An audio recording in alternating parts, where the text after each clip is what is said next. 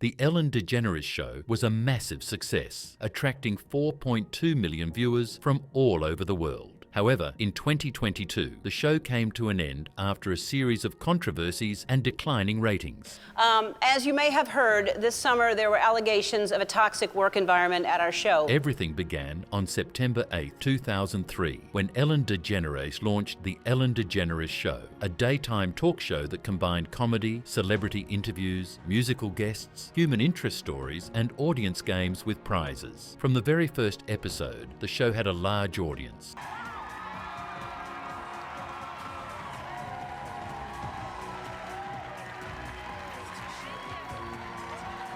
What made it even more unforgettable was the fact that Ellen had Jennifer Aniston as her very first guest. Our very first guest on our very first show was recently voted Forbes magazine's most powerful celebrity. This year marks her 10th and final season as Rachel on television's #1 sitcom Friends.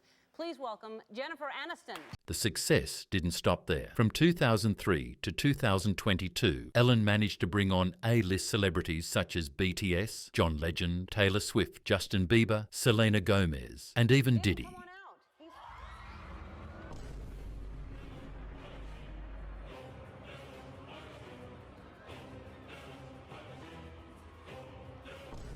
However, in 2020, a woman named Chris Farrar shared her experience with Ellen on television. She claimed that when Ellen visited the restaurant where she worked as a waitress, she complained about her chipped nail polish and nearly got her fired. I remember just being like, really? Chris Farrar says it happened when Ellen and Portia de Rossi had Sunday brunch at a high-end vegan restaurant in West Hollywood where she was waiting tables. This story first surfaced in response to a tweet by Kevin T. Porter, which stated, "Right now, we all need a little kindness. You know, like Ellen DeGeneres always talks about. She's also notoriously one of the meanest people alive. Respond to this with the most insane stories you've heard about Ellen being mean, and I'll match everyone with $2 to an LA food bank." Following this tweet, multiple people shared their negative experiences with Ellen. More individuals came forward, with one even calling her a liar.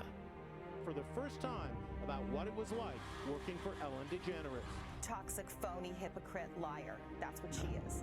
As a result, Warner Media launched an investigation, interviewing employees who accused the show of fostering a toxic workspace. Executive producers were also accused of harassment, and employees reported an atmosphere filled with racist comments and microaggressions. One former employee told BuzzFeed News, "That be kind bullshit only happens when the cameras are on. It's all for show. I know they give money to people and help them out, but it's for show." Another employee alleged that head writer and executive producer Kevin Lehman groped them, made inappropriate comments, and engaged in other forms of misconduct. Additionally, a former staff member claimed that executive producer Jonathan Norman groomed him over time and later made unwanted advances. In response to these accusations, Ellen issued an apology stating, "I intended for my show to be a place where no one would ever raise their voice and everyone would be treated with respect. I am disappointed to learn that this has not been the case." However, her ex-producer disagreed with her statement.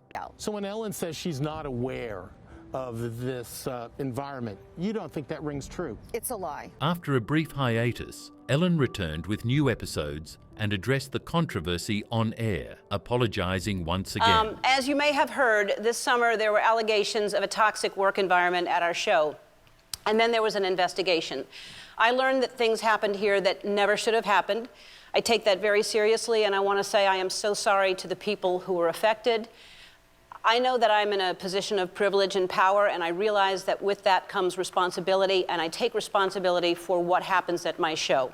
However, according to the New York Times, her apology cost her 1.1 million viewers, with the show averaging 1.5 million viewers over the following 6 months, down from 2.6 million in the same period the previous year. As a result, Ellen announced that The Ellen DeGeneres Show would officially end in 2022. I know, it's a lot. And today I have an announcement to make. Today, I am announcing that next season, season 19, is going to be my last season.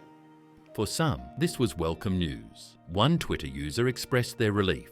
"Finally, The Ellen DeGeneres Show is over. It was not fun at all, and I'm glad it's finally done. Ellen was never funny, dragged jokes too much, and don't even get me started on how she treated her guests. And just like that, after 19 years, the Ellen DeGeneres Show came to an end, leaving behind both a legacy of entertainment and a storm of controversy.